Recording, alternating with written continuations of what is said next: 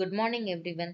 This is Ms. S. Kripalakshmi, Assistant Professor, Department of Corporate Secretaryship from KCS Kasinadar College of Arts and Science.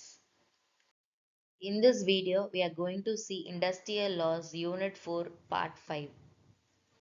Penalties for false claim under ESI Act 1948. First one, imprisonment. A person who makes a false statement or representation to receive any benefit under the ESI Act. So first one வந்து ஜெயிலில் போடுவாங்களாம். Minimum 6 month அது ஜெயிலில் போடுவாங்க அப்படின்னு சொல்கிறாங்க. எப்போ அப்படின்னா வந்து அந்த ஒர்க்கர், அதாவது அந்த இன்சூர்டு பர்சன் வந்து இந்த மாதிரி ஃபால்ஸ் கிளைம் பண்ணுறது, அதாவது தப்பான ஸ்டேட்மெண்ட், எனக்கு உடம்பு நல்லா இருக்கும் போதே உடம்பு சரியில்லை, எனக்கு இல்னஸ், எனக்கு வந்து சிக்னஸ் அப்படின்னு சொல்லி ஃபால்ஸ் ஸ்டேட்மெண்ட் கொடுத்து அந்த பெனிஃபிட்டை வந்து அடையலாம் அப்படின்னு நினச்சாங்கன்னா அவங்களுக்கு 6 months வரைக்கும் வந்து ஜெயில் கொடுப்பாங்க அப்படின்னு சொல்கிறாங்க. அப்படி இல்லைன்னா வந்து ஃபைன் போடுவாங்க அப்படின்னு சொல்கிறாங்க, 2000 வரைக்கும். இல்லைன்னா வந்து போத் ஃபைன் அண்ட் இம்ப்ரிசன்மெண்ட், ஜெயிலையும் போடுவாங்க 6 months, அப்புறம் ஃபைனும் வந்து கலெக்ட் பண்ணுவாங்க அப்படின்னு சொல்கிறாங்க. Next, refund of amount. Any benefit wrongly received must be repaid to the Employees State Insurance Corporation. So இதில் என்ன சொல்கிறாங்க அப்படின்னா வந்து இப்போ ஏதாச்சும் ஒரு பெனிஃபிட், ஏதாவது ஒரு அமௌண்ட்டோ இல்லை ஏதாச்சும் ஒரு பெனிஃபிட்ஸோ நம்மளுக்கு கிடைக்கும் போது அது வந்து நம்மளுக்கு அப்போ கிடைக்க வேண்டிய டைம் இல்லை, அது நம்மளுக்கு வேண்டான்னு இருக்கும் போது, பட் அது நம்மளுக்கு கிடைச்சிது அப்படின்னா என்ன பண்ணணும் அப்படின்னு சொல்கிறாங்கன்னா அதை ரீபே பண்ணணும்னு சொல்கிறாங்க.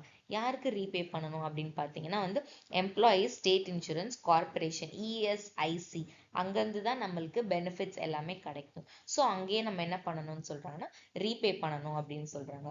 நெக்ஸ்ட் ஒன் வந்து லீகல் ஆக்ஷன்ஸ். இஎஸ்ஐசி, இந்த எம்ப்ளாயி ஸ்டேட் இன்சூரன்ஸ் கார்பரேஷன் வந்து என்ன பண்ணும் அப்படின்னு சொல்கிறாங்கன்னா may initiate legal proceedings and take action for recovery of the wrongly claimed amount. இந்த இஎஸ்ஐசி என்ன பண்ணுவாங்கன்னா லீகலாக வந்து ப்ராசஸ் பண்ணுவாங்க அப்படின்னு சொல்கிறாங்க. லீகலாக ப்ராசஸ் பண்ணி ஆக்ஷன் எடுப்பாங்க. எதுக்கு அப்படின்னா வந்து ஒரு அமௌண்ட் தப்பாக போயிருந்ததுன்னா அதை திரும்ப வந்து கிளைம் பேக் பண்ணுறதுக்காக அந்த அமௌண்ட்டை வந்து லீகல் ப்ரொசீடிங்ஸ் பண்ணி ஆக்ஷன்ஸ் எடுப்பாங்க அப்படின்னு சொல்கிறாங்க. Next, disqualification. The insured person may be disqualified from receiving future benefits under the scheme அப்படின்னு சொல்கிறாங்க. ஸோ இதில் என்ன சொல்கிறாங்க அப்படின்னா சப்போஸ் அவங்க வந்து ஃப்ராடு பண்ணுறாங்க அப்படின்னு வந்து கண்டுபிடிச்சாங்க அப்படின்னா அவங்க டிஸ்குவாலிஃபை பண்ணிடுவாங்க அப்படின்னு சொல்கிறாங்க.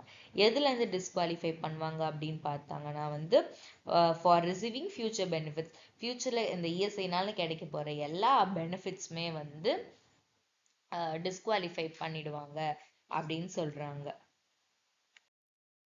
Next, employer penalties. If an employer is found helping or encouraging false claim, they also be legally and financially consequences. அப்படின்னா என்ன அப்படின்னா வந்து இப்போ ஒரு எம்ப்ளாயி ஏமாத்தினா கிடையாது, இங்கே வந்து எம்ப்ளாயரும் ஏமாத்தினாலோ இல்லை வந்து எம்ப்ளாயிக்கு வந்து இந்த ஃப்ராட் பண்ணுறதுக்கு என்கரேஜ் பண்ணுற மாதிரி ஹெல்ப் பண்ணாலோ வந்து அவங்களுமே வந்து லீகலாக ப்ராப்ளம்ஸ் வந்து ஃபேஸ் பண்ண வேண்டியது இருக்கும், ஃபினான்ஷியல் கான்சிக்வன்சஸை ஃபேஸ் பண்ண வேண்டியது இருக்கும் அப்படின்னு சொல்கிறாங்க. ஃபினான்ஷியல் கான்சிக்வன்சஸ்னால் இங்கே என்ன சொல்கிறாங்கன்னா இந்த ஃபைன் பே பண்ணுற மாதிரியான கான்சிக்வன்சஸ்லாம் வரும் இப்போ வந்து ஒரு எம்ப்ளாய்க்கு ஹெல்ப் பண்ணா அப்படின்னு சொல்கிறாங்க. Next, penalty for non disclosure of fact is recovery proceeding by ESIC. இதெல்லாம் வந்து எதுக்கு அப்படின்னா வந்து இப்போ வந்து ஒரு ராங்காக ஒரு அமௌண்ட் வந்துருச்சு அப்படின்னா வந்து ஸோ வந்து ராங்காக ஒரு சில அமௌண்ட் பே பண்ணாமல் வந்தாலும் அதை பே பண்ணணும்னு சொல்கிறாங்க, இல்லை தெரியாமல் வந்திருந்தாலும் அதை ரீபே பண்ணணும் அப்படின்னு சொல்லிடுறாங்க. Criminal record. Conviction for false claim may result in a criminal record. So இந்த மாதிரி வந்து ஒரு தப்பான ஒரு ஸ்டேட்மெண்ட் கொடுக்கும் போது அது என்ன ஆகும்னு சொன்னால் கிரிமினலாக ரெக்கார்ட் ஆகிடும் அப்படின்னு சொல்கிறாங்க. Affecting the person's future employment prospectus. Once black mark மாதிரி ஆயிடுச்சுன்னா ஃபியூச்சரில் அவங்க வேற ஒரு எம்ப்ளாய்மெண்ட்டுக்கு போனாலும் அவங்க என்ன சொல்கிறாங்க அப்படின்னா அந்த பர்சனுக்கு வந்து அஃபெக்ட் ஆகும் அப்படின்னு சொல்கிறாங்க. Next, action against medical practitioners. Doctors or hospitals issuing false medical certificate for ESI benefits may also be faced disciplinary and legal actions அப்படின்னு சொல்கிறாங்க.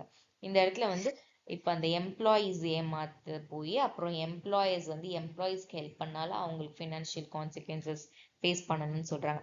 அதே மாதிரி சில ஹாஸ்பிட்டல்ஸோ இல்லை டாக்டர்ஸோ இந்த ஃபால்ஸ் ஸ்டேட்மெண்ட், அதாவது இந்த ஃபால்ஸான மெடிக்கல் சர்டிஃபிகேட்ஸ் இந்த இஎஸ்ஐ பெனிஃபிட்காக கொடுத்தாங்க அப்படின்னா அவங்க மேலேயும் டிசிப்ளினரி ஆக்ஷனும் லீகல் ஆக்ஷன்ஸும் எடுக்கப்படும் அப்படின்னு சொல்றாங்க.